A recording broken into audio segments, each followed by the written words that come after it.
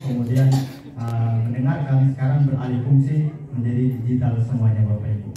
Nah, apalagi pada saat kita mengalami COVID, nah itu merubah proses pembelajaran kita yang digital, kemudian yang non digital, kemudian menjadi digital, sehingga keluarlah sebuah perumusan yang namanya 6 literasi digital tadi, 6 literasi dasar tadi. Pemerintah menetapkan 6 literasi dasar, salah satunya adalah literasi digital.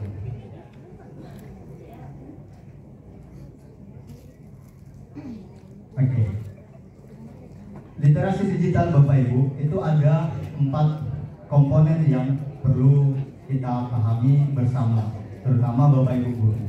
Jadi nanti ketika Bapak Ibu guru memahami literasi digital ini, Bapak Ibu guru bisa menyampaikan kepada peserta didiknya bahwa menggunakan internet itu tidak hanya menggunakan sembarangan, ada etikanya, kemudian ada cara-caranya, bagaimana kita bisa menjaga privasi kita secara pribadi, kita tidak menyebarkan konten-konten yang berbau pornografi, kemudian perundungan.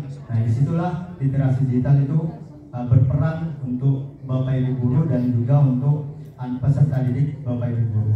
Nah, di sini ada 4 komponen Bapak Ibu. Yang pertama adalah kultur, kemudian safety, skill, dan teknik. Nah, keempat komponen ini menjadi dasar di dalam Bapak Ibu melakukan proses pembelajaran, kemudian pembimbingan, baik itu Bapak Ibu melakukan di dalam kelas maupun di luar kelas Bapak Ibu nanti.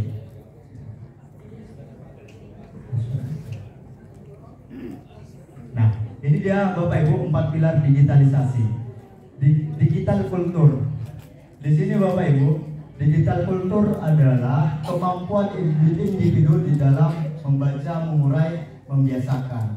Atau biasanya kita sederhanakan saja bahwa literasi digital kultur ini bagaimana Bapak Ibu, peran Bapak Ibu semua memahamkan kepada siswa Bapak Ibu menggunakan digital, mengaitkan dengan budaya-budaya yang ada pada diri kita atau pada lingkungan sekolah Bapak Ibu. Nah, di sini terkait dengan berinteraksi dengan di dunia maya.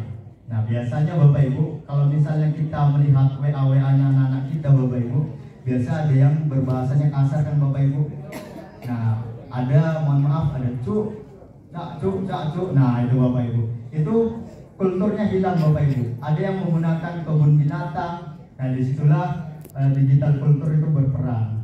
Nah, di mana kemudian setelah Bapak Ibu memberikan pemahaman kepada anak-anak Bapak Ibu, maka mereka memanfaatkan teknologi itu sejalan dengan pemahaman nilai-nilai Pancasila yang ada pada sila yang kita pahami atau P5 atau profil Pancasila itu Bapak Ibu.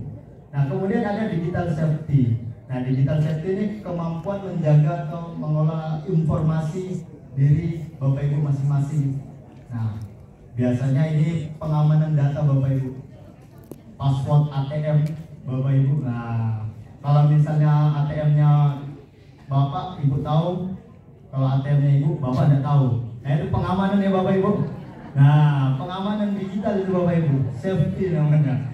Nah, itu juga perlu Bapak Ibu. Kemudian password Facebook, Instagram itu tidak boleh disebarluaskan. Kemudian informasi-informasi data diri itu tidak boleh semuanya disebarluaskan, sehingga digital safety ini berperan untuk mengontrol kita di dalam penggunaan digital di dunia maya Bapak Ibu. Nah, itu adalah ada juga penipuan itu Bapak Ibu melalui WA. Nah, di situ kita kalau misalnya kita tidak memiliki pemahaman terkait digital safety, maka kita akan terpancing. Nah, biasa ada juga pinjol. Ada yang pernah terpenjara oleh pinjol Bapak Ibu. Nah, itu termasuk kejahatan Bapak Ibu, karena dia menawarkan dengan segala cara, habis itu kita bingung membayarnya. Nah, itu Bapak Ibu kita harus hati-hati.